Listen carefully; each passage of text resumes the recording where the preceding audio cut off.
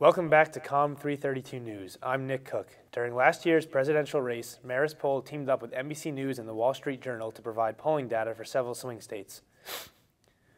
In April, Marist Poll renewed its partnership with the NBC via the Morning Joe show on MSNBC. Poll topics were chosen by the network.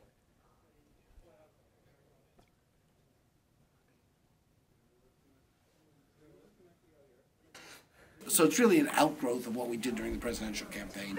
Morning Joe wants to have independent polling data for themselves so they can trumpet that to brand.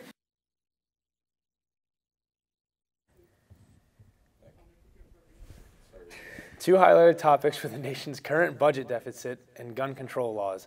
Analysis of the data was broadcast on NBC throughout the day. Dr. Miriam Goff says the next poll may be released sometime in May. While some students were busy on a beach in Cancun, others spent their time in a less fortunate area of Mexico. Nadia Ahmed reports. Global Outreach is a community service trip taken each year to Mérida, Mexico. 9 students stay at Zapata Sur, a community center in the town. Global Outreach paid for the project and food through fundraising. This year, the team painted the walls of the center. Zapata Sur is free for use. People come to take classes, socialize, and play games. It is a place of comfort and freedom for children and women in the area. Abuse, poverty, young pregnancy, and other problems are very common. By going to the center, I was able to gain independence. I also took knitting classes, and now I make things at home to sell. I was able to complete elementary and middle school in the Samara, and now I'm grateful that I know how to read and write. Money is very scarce, yet everyone seems happy. Bouncing around a ball or making string bracelets put a smile on their faces. Kids were making kites out of plastic bags and sticks. After school, many kids come to play soccer for fun or for a team. Soccer is a popular aspect of their culture. Students from both Mexico and the United States volunteer at the center. I like to work with people and work with kids. From working with them, you learn so much, not just physically, but from the heart. My favorite part of being at the center was definitely the fact that everyone at the center just felt like absolute family. Every single person we met has a big heart. Marist students painted a mural to leave a piece of them behind. From COM 332, I'm Nadia Ahmed. 3 Marist students got together this spring and hosted a soccer tournament to raise money for a charity of their choosing. Paul Bamundo was there. This was their capstone project, and the group chose the Cameroon Football Development Program as their charity. 4 teams entered the tournament, and each player on each team had to pay an entry fee. That money went to the charity, but the players weren't left out in the cold. Corey March is one of the hosts, and he had this for us. The charity is based out of Pittsburgh, but it helps children in Cameroon not only develop their football skills, but develop as young adults, teach them life lessons and put them on the right path.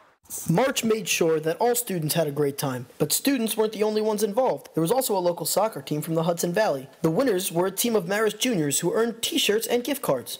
I spoke to the captain of the team, Rob Carrera, who had this to say. Because even though we're playing against each other off the field, just a great companionship, friendship, that'll still continue. And even though on the field we are competitive and we play to win, it's just this friendship and camaraderie off the field that you just love to see in the game. So overall, I thought it was a fantastic experience, and for a good cause too. After a gorgeous soccer-filled day, everyone was more than pleased with the results. The Cameroon Football Development Program, the players, and the hosts all shared an experience where they knew the children of Cameroon would be getting aid. For COM 332, I'm Paul Bamundo. Pollution may not be the only thing threatening the Hudson River and its ecosystems. Invasive species in the Hudson River threaten biodiversity and waterfront businesses. Invasive species are foreign species whose introduction negatively affects species native to an ecosystem.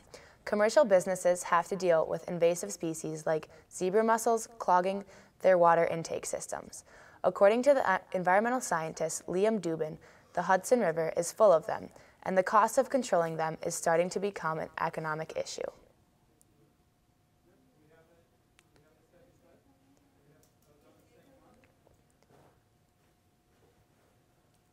With invasives before even specifically the Hudson River is when they typically enter an environment, they squeeze out or outcompete the native species there, which causes a loss in biodiversity. species. Dubin works out of the Norrie Point Environmental Center in Strattsburg, New York, and encourages the public to come visit. Coming up, Geoff and Shane with sports. After years of futility, Marist men's basketball finally sees a glimmer of hope. How does the public feel about paying college athletes? And does the Marist College McCann Center need drastic renovations? More after this break.